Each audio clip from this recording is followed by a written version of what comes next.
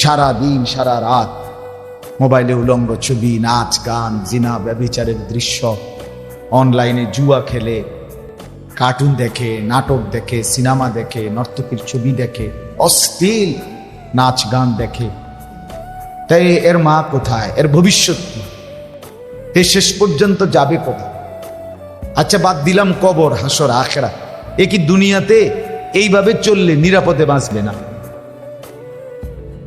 তো তার দুনিয়ার স্বস্তি কই? আগামী দিনের নিরাপত্তা কোথায়? পত্রিকা আসছে যে ফিলিস্তিনের গাজা উপত্যকার 7 লক্ষ শিশু সর্বহারা। আমি নিজে দেখছি রিপোর্ট। 7 লাখ বাচ্চা জানে না তাদের মাও নাই, বাবাও নাই।